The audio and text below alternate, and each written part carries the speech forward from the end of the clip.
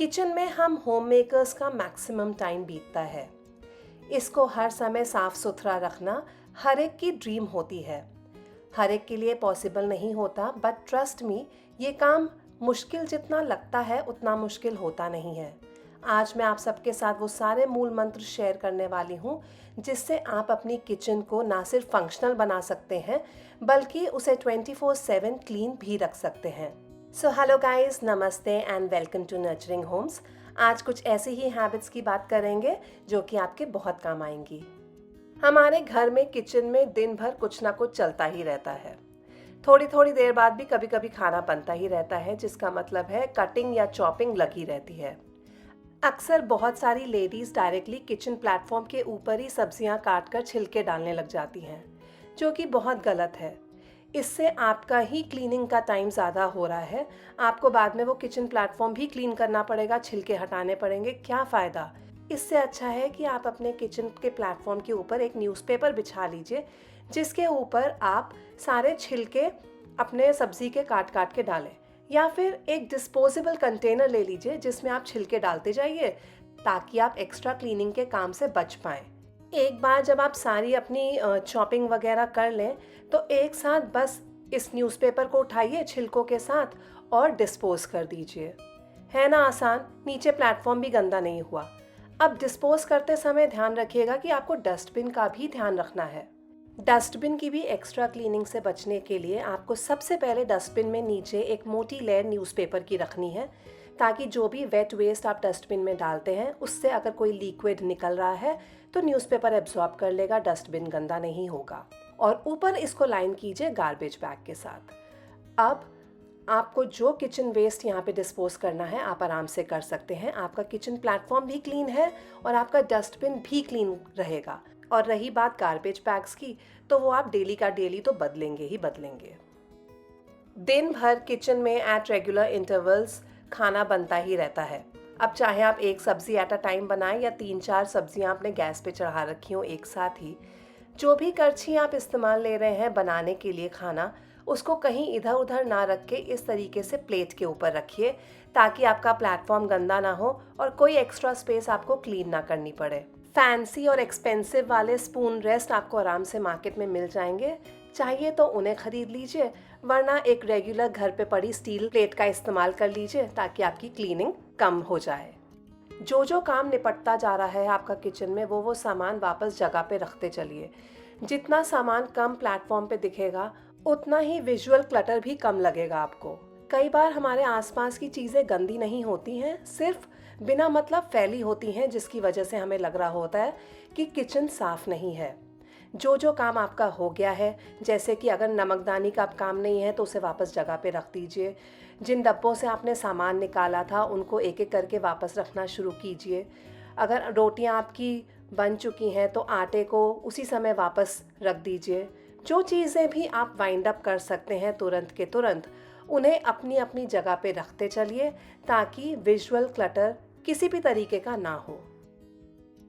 Kitchen में एक microfibre का क्लॉथ हमेशा अलग से रखिए जिसको आप हमेशा फटाफट इस्तेमाल कर सकें जब आप देखें कि कोई स्पिलेज हो रहा है या कुछ गंदा हो गया है। क्योंकि कुछ ना कुछ गैस पे गिरना, इधर उधर गिरना, कुकर से कुछ स्पिलेज होना, चाय का गिर जाना, दूध उबालते वक्त गिर जाना, ये सब कुछ बहुत कॉमन सी चीज़ें हैं जो अक्सर हम सब किचन में फेस करते हैं। एक जो माइक्रोफाइबर क्लॉथ होता है वो हमेशा हैंडी रखिए जिससे आप तुरंत के तुरंत क्लीनिंग कर दे, कोई दाग जमे नहीं। क्योंकि अगर दाग जम गया तो आपको फिर बहुत सारी मसल पावर लगानी पड़ेगी, एक्स्ट्रा मेहनत करके फ़ायदा नहीं। जैसे ही कुछ गिरे आपके किचन में खाना बनाते वक्त उसे तुरंत के तुरंत क्लीन कर लीजिए और माइक्रोफाइबर क्लॉथ ही इस्तेमाल कीजिएगा। इससे क्लीनिंग अच्छी भी होती है और कोई मार्क्स भी नहीं छूटते हैं। इंडियन कुकिंग में रोटी भी तीनों टाइम बननी ही होती है, तो रोटी बनाने से पहले चकला बेलन नीचे रखने से पहले हमेशा याद रखिए कि आप कोई कपड़ा प्लेटफॉर्म के ऊपर बिछा लें। कपड़ा नहीं है तो कोई न्यूज़पेपर यूज़ में लीजिए जिसके ऊपर आप चकला बेलन रख के अपनी रोटियों को बेलेंगे। क्योंकि रोटियां बेलते वक्त बहुत सारा पलेथन यानी कि ड्राई फ्लावर इधर उधर गिरता ही है, आप उसको अवॉइड नहीं कर सकते। हाँ, अगर कुछ अवॉइड कर सकते हैं तो एक्स्ट्रा क्लीनिंग अब जो भी ड्राई फ्लावर रोटियां बेलते वक्त नीचे गिरेगा वो न्यूज़पेपर के ऊपर गिरेगा। आप न्यूज़पेपर डायरेक्टली डिस्कार्ड कर सकते हैं। कपड़ा बिछाया हुआ है तो उसको रीयूज़ में ले सकते हैं धोने के बाद, लेकिन बार बार आपको प्लेटफॉर्म अब पोंछने की ज़रूरत नहीं पड़ेगी और बिना मेहनत के ही किचन भी साफ रहेगी। खाना बनाने के तुरंत बाद मैं कुछ और भी हैबिट्स फॉलो करती हूँ जिसके बारे में मैं बात करूँगी, लेकिन उससे पहले मैं बात करूँगी सिंक एरिया की। सबसे पहली चीज़ है ये बास्केट जिसमें मैं बर्तन धो के रखती हूँ। इसके नीचे एक ड्रेनेज ट्रे है जिसमें से पानी ड्रेन होके सीधा सिंक में गिरता है। Again avoiding extra cleaning here. आपके सिंक के पास हमेशा एक रग या फ्लोर मैट हमेशा होना चाहिए और एक टॉवल भी जिसके साथ आप हाथ पोंछेंगे, क्योंकि 10 बार हम किचन में काम करते करते हाथ धोते हैं और उसके बाद अपने कपड़ों से ही पोंछ लेते हैं। तो ऐसा मत करिए, एक टॉवल हैंडी रखिए। अब बर्तनों पे आते हैं। खाना बनाने के बाद कुछ ऐसे बर्तन होते हैं जो हमें बार बार लगते हैं, जैसे कि चाकू, कटिंग बोर्ड, चकला बेलन। दोबारा रोटियां बनाते वक्त हमें लगेगा ही। तो कुछ ऐसी कॉमन चीज़ें हैं जो कि मैं पाइल अप नहीं करती, तुरंत के तुरंत धो के ही रख देती हूँ। आई नो बहुत सारे लोग सारा काम खुद करते हैं। मैं सारा काम खुद नहीं करती, honestly I seek domestic help. तो बाकी के सारे बर्तन डोमेस्टिक हेल्प मेरी आके मेड करती है। लेकिन ये जो कॉमन बर्तन हैं जो मुझे पता है मुझे थोड़ी देर बाद फिर से लगने वाले हैं, जिसमें चाकू, चकला बेलन, तवा, चॉपिंग बोर्ड या फिर परात, अगर आप आटा भी हाथ से गूंथते हैं, तो इन कॉमन चीज़ों को आप धो के लगे हाथ ही रख दीजिए। सिंक भी अगर बहुत ज़्यादा बर्तनों से हर समय भरा रहे तो एक तो लेटर ऑन उसे क्लीन करना भी मुश्किल होता है, प्लस अगेन वो बहुत ही अनटाइडी दिखता है। तो जो काम लगे हाथ आप करते चलें वो ही अच्छा है किचन में। बर्तन धोने के बाद सारा एक्सेस वाटर सीधा सिंक के अंदर ड्रेन हो रहा है, किचन प्लेटफॉर्म के ऊपर नहीं गिर रहा है। तो आपका किचन प्लेटफॉर्म हमेशा क्लीन रहेगा। बर्तन धोने के बाद सिंक को भी धोना बहुत ज़्यादा ज़रूरी है। हर बार बर्तन धोने के बाद जब आप सिंक को स्क्रब कर देते हैं तो वो हमेशा स्पार्कलिंग क्लीन रहता है, चमकता रहता है। ये बहुत ज़रूरी है, ना सिर्फ बैक्टीरिया हटाने के लिए बट अदरवाइज़ भी। और ये जो जाली होती है इसको भी लगे हाथ आप क्लीन कर देंगे तो इसमें जो छेद हैं वो बंद नहीं पड़ते हैं और नाली ब्लॉकेज का डर नहीं रहता है। सिर्फ इतना ही नहीं, आफ्टर एवरी यूसेज आपके स्क्रब पैड्स को भी आपको ठीक से धो के ही उन्हें रखना है ताकि उनमें कोई बैक्टीरियल इन्फेक्शन अट्रैक्ट ना हो। पूरा काम खत्म हो लेने के बाद किचन सिंक के आसपास का एरिया भी बहुत अच्छे तरीके से साफ कर लीजिए ताकि कहीं भी कोई भी छोटा सा भी डिपॉजिट रह ना जाए किसी भी तरीके का। हर समय ये एरिया क्लीन होना चाहिए। आसपास जो पानी स्पिल हुआ है उसको तुरंत ही पोंछ दीजिए और सुखा दीजिए, क्योंकि जो पानी है वो कॉकरोचेस को भी अट्रैक्ट करता है इस जगह पे। जितना हो सके हमेशा ये एरिया ड्राई रखिए। यहाँ पे पानी आप इकट्ठा मत होने दीजिए। और लगे हाथ अगर आप टैप्स को भी पोंछ देंगे तो सोने पे सुहागा है। ये छोटी छोटी हैबिट्स अगर आप अपने अंदर डेवलप कर लें कि छोटे मोटे काम लगे हाथ वहीं के वहीं अगर आप निपटा दें तो हमेशा आपको किचन साफ सुथरी ही मिलेगी। आप डीप क्लीनिंग से भी बचते हैं। अब अगर आपके पास इस तरीके की बास्केट नहीं है तो ऐसा नहीं है कि आपका काम रुक जाएगा, या मैं ये भी नहीं कह रही हूँ कि आप इमीडिएटली इसको खरीदिए। आप इसकी जगह एक मोटा टॉवल भी यूज़ कर सकते हैं या फिर टॉवल को डबल करके यूज़ कर लीजिए। यहाँ पे मेरा टॉवल भी मोटा है और इसको मैंने 2-3 फोल्ड करके यहाँ पे बिछाया है। इसके ऊपर आप जो भी बर्तन मांज के रखेंगे तो टॉवल सारा पानी एब्जॉर्ब कर लेगा और प्लेटफॉर्म गीला नहीं होगा, तो भी आप एक्स्ट्रा सफाई से बचेंगे और किचन साफ रहेगी। Do try this out. और किचन टॉवल का सिंक के पास होना ये तो आपको मिस बिल्कुल नहीं करना चाहिए। अपने कपड़ों पे रहम खाइए। अपने कपड़ों से प्लीज़ अपने हाथ मत पोंछिए। ये बहुत कॉमन एक प्रैक्टिस है जो हम लेडीज़ फॉलो करती हैं, बट प्लीज़ टॉवल का इस्तेमाल कीजिए और उसे हैंडी रखिए अपने लिए। एक बार जब आपका सारा खाना बन जाए तो आप किचन प्लेटफॉर्म और गैस वगैरह तो पोंछते ही होंगे, लेकिन एक और हैबिट यहाँ पे डेवलप कर लीजिए कि किचन प्लेटफॉर्म पोंछने के बाद आप एक न्यूज़पेपर या फिर कपड़ा बिछाएं और उसके ऊपर पूरा खाना रख दें। क्योंकि होता क्या है, खाना डालते डालते भी प्लेट में कुछ ना कुछ गिर सकता है। स्पेशली बच्चे बहुत ज़्यादा ध्यान नहीं देते। अगर वो अपने लिए खाना खुद डाल रहे हैं, डालते डालते समय ही कुछ गिर जाए तो फिर वो क्लीनिंग रह जाती है अगर हम आसपास ना हो तो। इससे बेटर ये है कि न्यूज़पेपर वगैरह बिछा दीजिए। कुछ भी गिरना होगा तो न्यूज़पेपर के ऊपर गिरेगा और क्लीनिंग में कोई भी मेस नहीं होगा। इनफैक्ट क्लीनिंग आसान हो जाएगी और आप जब देखेंगे तो किचन भी आपको एकदम साफ सुथरी ही नज़र आएगी।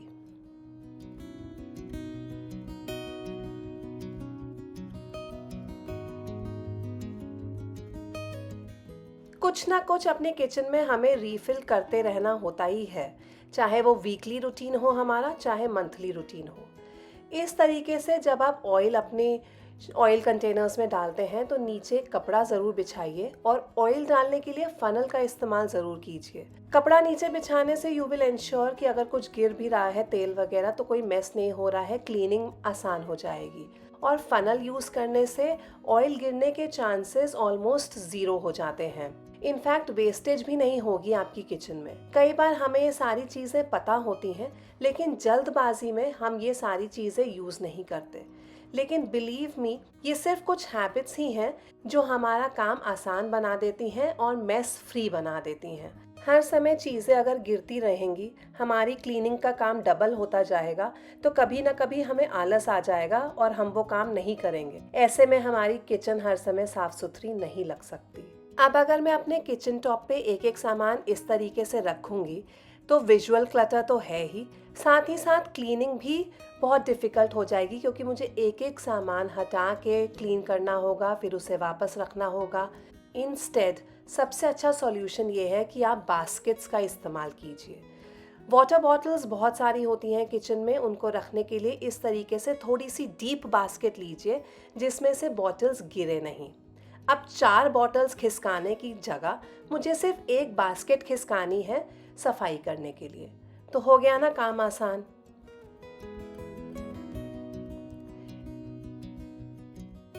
इसी तरीके से अगर मैंने ऑयल बॉटल्स को इसी तरीके से छोड़ दिया तो ऑयल के स्टेन्स प्लेटफॉर्म पे ज़रूर पड़ेंगे। इंस्टेड जो सबसे अच्छा सॉल्यूशन है वो ये है कि आप घर में ही पड़ी कोई भी पुरानी ट्रे, कटोरी या किसी भी तरीके का ऐसे फ्लैट बर्तन ले लीजिए जिसके ऊपर आप अपनी ऑयल बॉटल्स या ऑयल के कंटेनर्स रखें, ताकि जो भी ऑयल गिरता है वो इन कटोरियों पे या ट्रे पे या प्लेट पे गिरेगा। पूरा प्लेटफॉर्म, पूरी जगह क्लीन करने की ज़रूरत नहीं पड़ेगी। सिर्फ ये ट्रे, प्लेट या फिर कटोरी, इसको आपको धोना है जिसमें ऑयल गिर के वो गंदा हुआ है।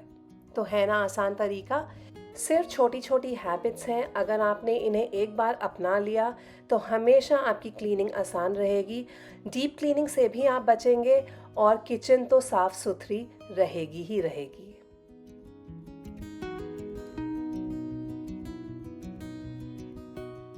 रीफिल तो किचन में हम और भी बहुत सारी चीज़ों का करते हैं, जैसे कि दाल, चावल, छोले, राजमा, आटा।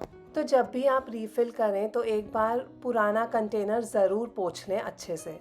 हर बार धोने का हमारे पास टाइम नहीं होता क्योंकि धोने के बाद हमें उसे कम्प्लीटली सुखाना भी पड़ता है। तो अगर उतना टाइम आपके पास नहीं है तो एक सूखे कपड़े के साथ कंटेनर को बहुत अच्छे तरीके से पोंछ ज़रूर लीजिए before you actually refill it.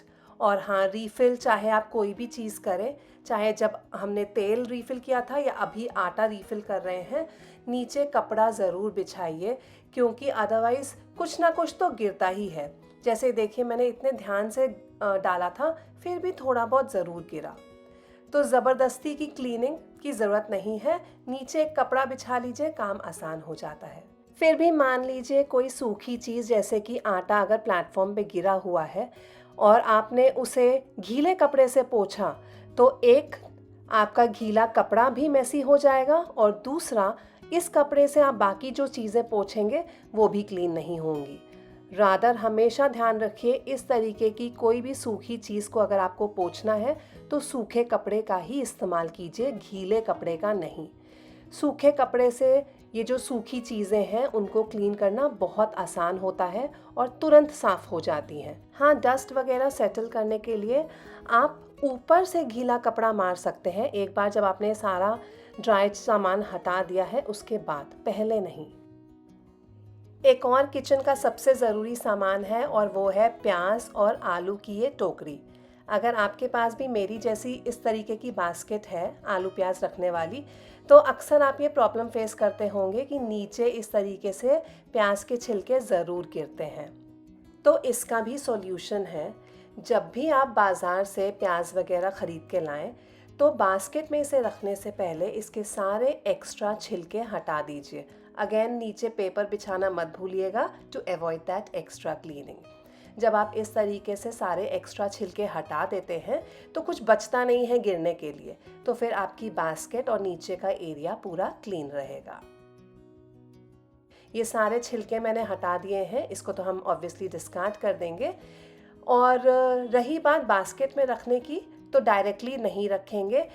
Basket को मैं यहाँ पे लाइन कर रही हूँ एक न्यूज़पेपर की डबल लेयर के साथ, ताकि आई एम डबल श्योर कि कुछ अब नीचे गिरेगा नहीं। आप न्यूज़पेपर की जगह कपड़ा भी यूज़ कर सकते हैं।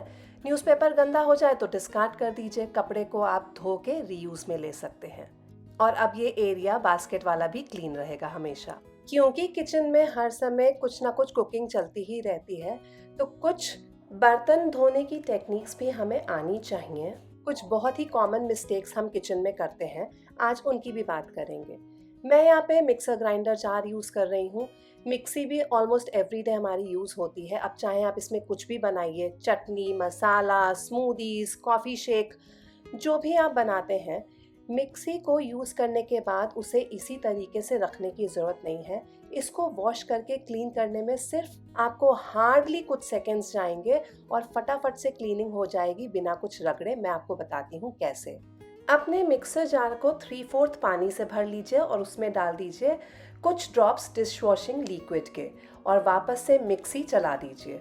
बस आपको कुछ नहीं करना है, क्योंकि हमने 3/4 पानी भरा था, पानी ऊपर तक जाएगा ढक्कन में और ये ढक्कन और मिक्सर जार दोनों हर तरफ से अच्छे से क्लीन हो जाएंगे।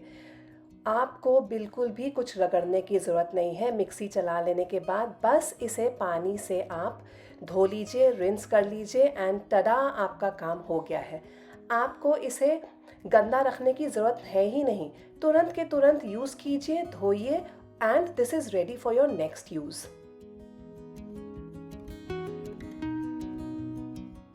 सैंडविच मेकर्स, टोस्टर्स, ग्रिलर्स, ये भी हम सबके यहाँ पे यूज़ होते हैं। इनको भी यूज़ करने के बाद क्लीन करना बहुत आसान है। तुरंत ही जैसे ही आप इनको यूज़ करके हटें, गरम गरम में ही आप एक कपड़े से इन्हें पोंछ दीजिए। बस इतना ही आपको करना है। अगर आप इसमें डीले करेंगे या थोड़े से लेज़ी हो जाएंगे और सोचेंगे बाद में मैं करता हूँ या करती हूँ, तो आपको दिक्कत आएगी, क्योंकि ये दाग जम सकते हैं और इस चीज़ को हम स्क्रब नहीं कर सकते। तो बेहतर रहेगा कि आफ्टर एवरी यूज़ इमीडिएटली आप इसको ठीक से वाइप करके स्टोर करके रखें।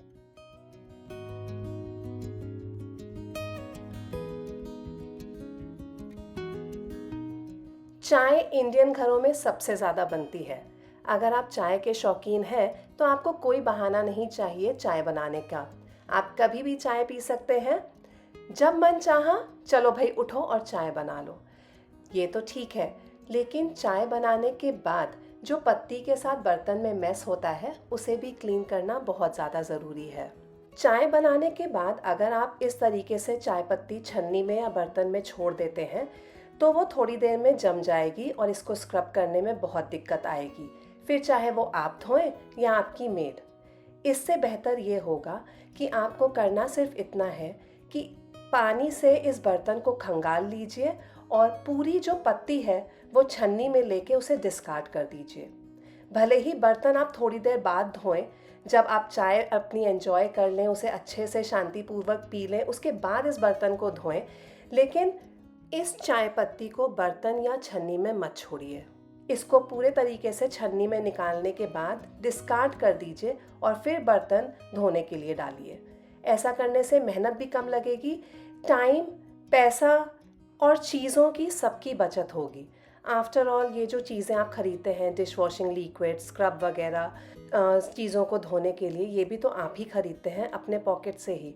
तो सब चीज़ों की बचत कीजिए और थोड़ा सा वाइसली काम कीजिए।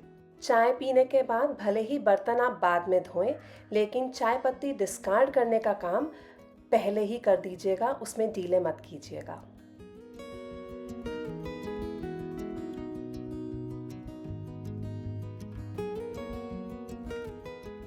एयर फ्रायर मेरे यहाँ पे ओटीजी और अवन वगैरह से भी ज़्यादा यूज़ होता है। मुझसे देरी हो गई इसे क्लीन करने में, और टिक्का बनाने के बाद ये जो रिमेन्स हैं वो सारे इसके अंदर जम गए हैं। अगर ऐसा कभी आपके साथ हुआ हो तो इसको क्लीन करने का बहुत आसान तरीका है। इसके अंदर डालिए एकदम खौलता हुआ गर्म पानी, ताकि ये सारी चीज़ें पानी के अंदर डूब जाएं। और इसके साथ ही आपको डालना है डिश वॉशिंग लिक्विड भी थोड़ा सा, और इसको हल्का सा हिला दीजिए और छोड़ दीजिए कुछ टाइम के लिए। उसके बाद जब पानी सिर्फ गुनगुना सा रह जाए, आप इसको स्क्रब कर लीजिए।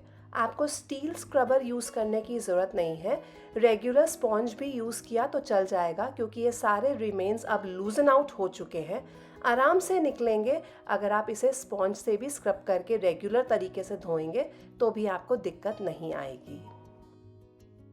ये सब काम करना इसलिए इम्पॉर्टेंट नहीं है कि इससे हमारी किचन हर समय साफ़ सुथरी रहेगी, बल्कि इसलिए भी कि हर चीज़ बहुत महंगी आती है, आप उसमें इन्वेस्ट करते हैं, अपना हार्ड अर्नड मनी लगाते हैं, तो कोई चीज़ क्यों इस तरीके से ख़राब करनी है। और ये कुछ ऐसी चीज़ें हैं जिनको हम आए दिन बदलते नहीं रहते हैं। अगर आप इन सारे किचन गैजेट्स को, अप्लायंसेस को ठीक से मेंटेन करके रखेंगे तो ये सालों साल तक ख़राब नहीं होते हैं। इनफैक्ट आपको इनकी सर्विसिंग तक कराने की ज़रूरत नहीं पड़ती है, अगर आप इनका क्लेanलीनेस, मेंटेनेंस अच्छे से मेंटेन करके चलें तो।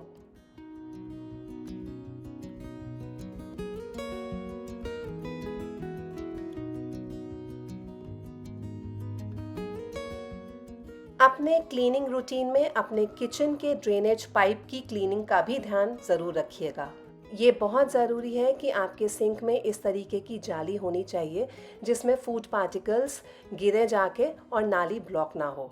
बाद में जाली होने की वजह से आप आराम से इन फूड पार्टिकल्स को डिस्कार्ड कर सकते हैं।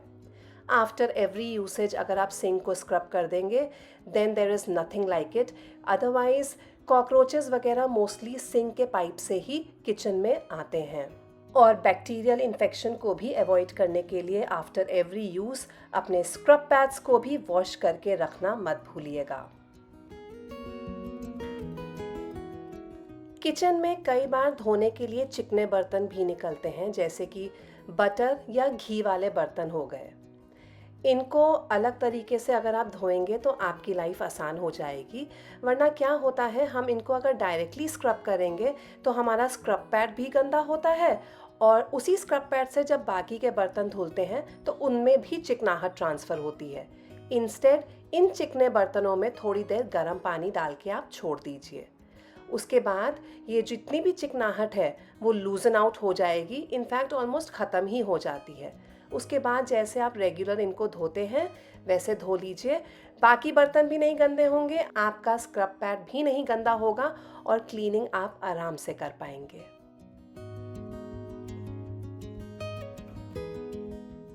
जब दिन ख़त्म होता है, डिनर वगैरह हमारा निपट चुका होता है, उसके बाद मैं पूरे किचन की अच्छे से क्लीनिंग करती हूँ। फिर चाहे वो किचन प्लेटफॉर्म हो या गैस स्टोव हो, अच्छे तरीके से विनेगर सॉल्यूशन के साथ इसे एक वाइप दे देती हूँ, ताकि कॉकरोचेस अट्रैक्ट ना हो। वैसे कॉकरोचेस किचन में ना आए इसके लिए मैंने बहुत सारी आपको मेथड्स बताए हैं, जिस पे एक सेपरेट वीडियो है जिसका लिंक मैं आपको नीचे डिस्क्रिप्शन बॉक्स में दे दूँगी। Do check that out. Day end पे मैं सारे किचन टॉवल्स जो मैंने दिन भर में यूज़ किए होते हैं उनको मैं धोने में डालती हूँ, और नए टॉवल्स लगा देती हूँ जो कि मैं अगले दिन यूज़ करूँगी। किचन में क्योंकि दिन भर काम लगा रहता है तो फर्श पे कुछ ना गिरे ऐसा हो नहीं सकता, इसलिए एंड में झाड़ू पोछा भी करना ज़रूरी है। ऐसा करने से जब आप नेक्स्ट डे मॉर्निंग किचन में एंटर करेंगे तो आपको एकदम नीट एंड क्लीन, टाइडी एकदम किचन मिलेगी, और ऐसी किचन में किसका काम करने का मन नहीं करेगा। तो ये कुछ हैबिट्स थी जो मैं फ़ॉलो करती हूँ। ओवर द टाइम इन्हें फ़ॉलो करते करते अब तो ये आदत सी बन गई हैं और हार्डली ही कोई चीज़ मुझसे मिस होती है। तो आप भी इन हैबिट्स को अपनाइए। अच्छी हैबिट्स अपनाने में कोई शर्म नहीं होती है। ये हैबिट्स जब आपके डेली रूटीन में इनकॉर्पोरेट हो जाएंगी तो आप खुद ही फील करेंगे कि कितना मेजर डिफरेंस ये लाती हैं लिविंग में। काम बहुत करना आसान हो जाता है। ना सिर्फ इतना, कम समय में आप ज़्यादा काम भी कर पाएंगे। इनफैक्ट कब आप काम शुरू करेंगे और उसे ख़त्म भी कर देंगे आपको पता नहीं चलेगा। आई होप आज का वीडियो आपको पसंद आया होगा। अब मैं लेती हूँ अलविदा, मिलूंगी जल्द ही अपने अगले वीडियो के साथ। Till then keep smiling, keep watching and I will see you with my next one soon. Bye bye.